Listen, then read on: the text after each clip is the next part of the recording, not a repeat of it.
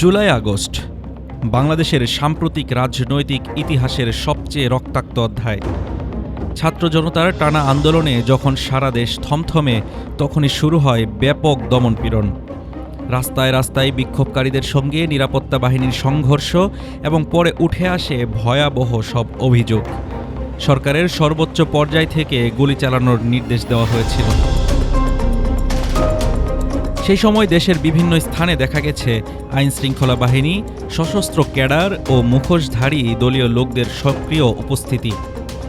অভিযোগ অনুযায়ী শিক্ষার্থী ও সাধারণ মানুষকে টার্গেট করে গুলি করা, বেপরোয়া লাঠিচার্জ, টিয়ার শেল এবং ড্রোন নজরদারিতে অভিযান সবকিছুই হতো কেন্দ্রীয় নির্দেশে।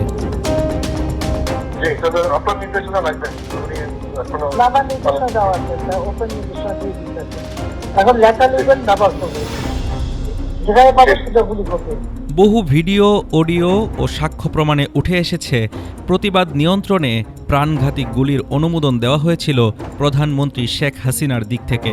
মন্ত্রিসভা থেকে মাঠ পর্যায়ের পুলিশ ইউনিট সবখানে নেমে আসার নির্দেশ ছিল কঠোর। অভিযোগ আছে গণ অভ্যুত্থান দমাতে তিনি যে কোনো মূল্যে নিয়ন্ত্রণ বজায় রাখার নির্দেশ দেন, আর সেই নির্দেশ বাস্তবায়নে এগিয়ে আসে বিভিন্ন বাহিনী, বিশেষ করে পুলিশ, র্যাব এবং স্থানীয় আওয়ামী লীগ ক্যাডাররা। এরই ভয়াবহ পরিণতিতে নিহত হন হাজার হাজার মানুষ, গুলিবিদ্ধ হন শত শত মানুষ, অসংখ্য মানুষ নিখোঁজ হয়। ঢাকার চাংখারপুল থেকে আশুলিয়া অনেক ঘটনা ইঙ্গিত দেয় টার্গেটেড শুটিং ও অতিরিক্ত শক্তি ব্যবহারের। শিক্ষার্থী আবু সাইদের মৃত্যু, চাংখারপুলে ৬ বেসামরিককে গুলি করে হত্যা, আশুলিয়ায় ৫ জনকে হত্যা করে পুড়িয়ে ফেলা, এসব অভিযোগ এখন আন্তর্জাতিক আদালতে নথিভুক্ত।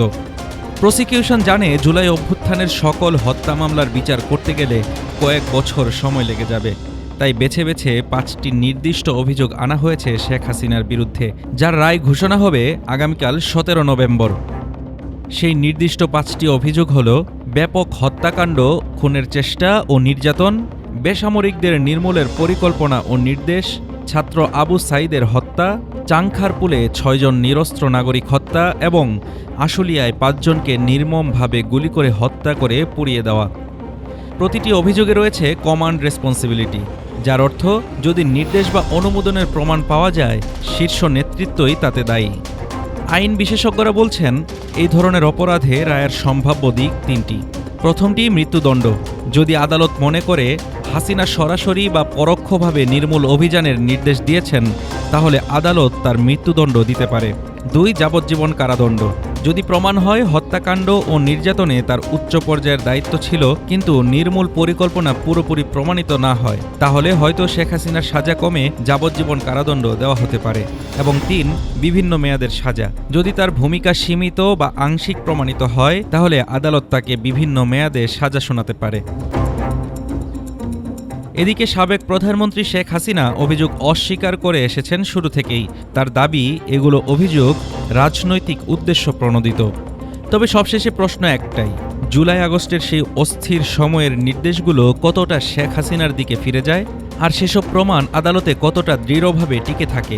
সকল প্রশ্নের উত্তর এখন নির্ভর করছে আন্তর্জাতিক অপরাধ ট্রাইব্যুনালের ৩ বিচারপতির উপর।